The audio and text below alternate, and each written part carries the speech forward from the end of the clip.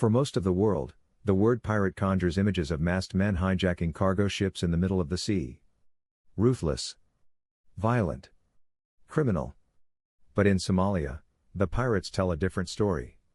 They call themselves saviors, guardians of the sea.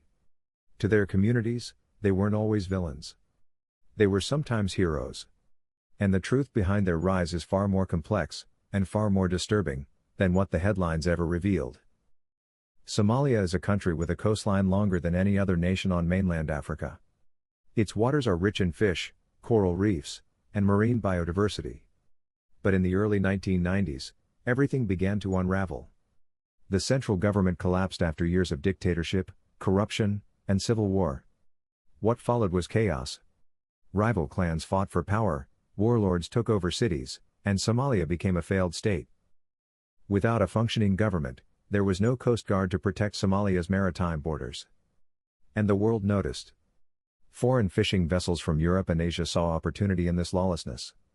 They began entering Somali waters in massive numbers, illegally fishing for tuna, sardines, shrimp, and more. They used giant steel drag nets, scraping the ocean floor and destroying coral reefs. Not only did they loot Somalia's natural resources, but they left devastation in their wake. It didn't stop at fishing. European companies began dumping toxic waste, radioactive waste, heavy metals, chemicals, into Somali waters. The cost of disposing of such waste properly in Europe could be hundreds of dollars per ton. But in Somalia? It cost as little as $2.50 per ton. The trade was simple: guns in, garbage out.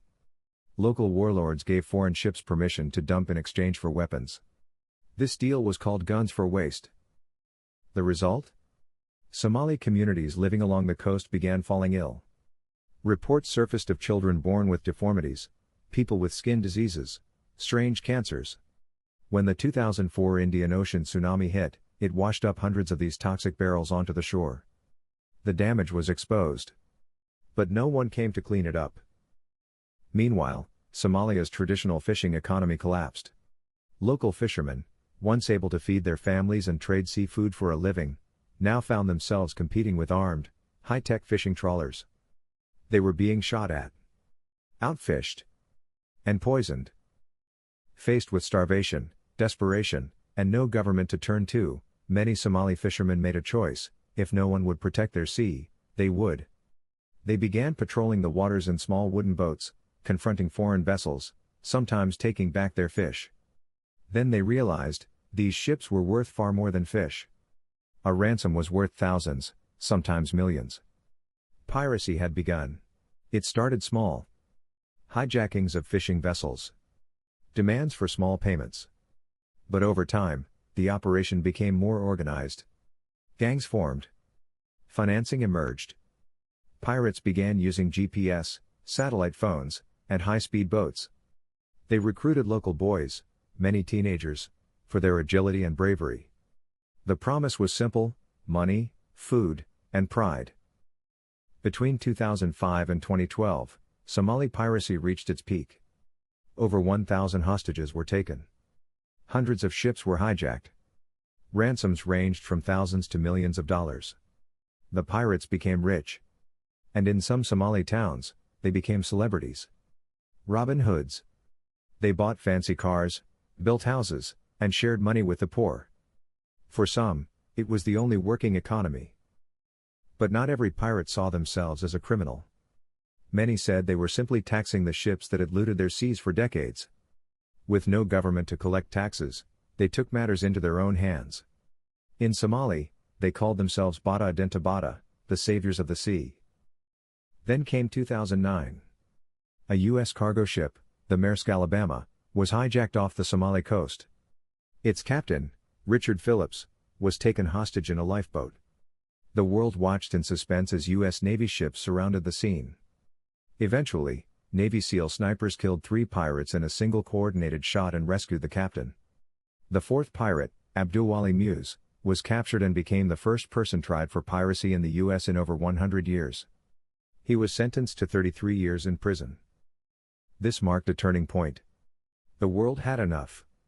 Naval forces from the US, EU, India, China, and Russia launched anti-piracy patrols. Warships began escorting cargo vessels through high-risk areas. Commercial ships were fitted with razor wire, water cannons, and sonic weapons. Armed security guards were posted on board. And suddenly, piracy didn't pay anymore. The number of successful hijackings plummeted.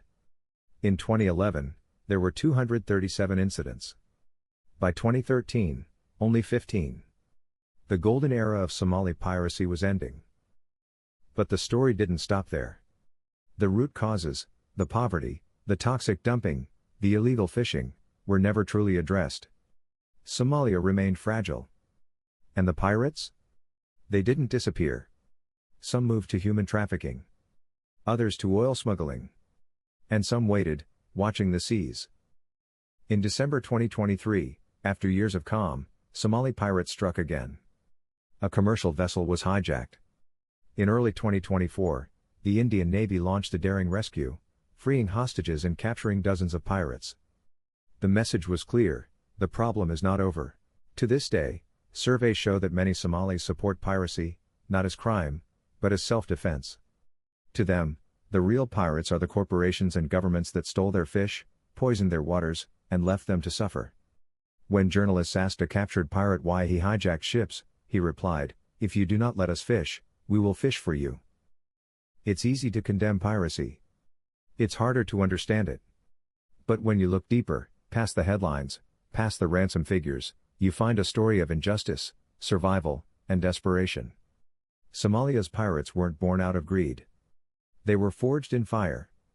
In civil war, in environmental destruction, in the collapse of law and order. They were the result of a world that looked away for too long.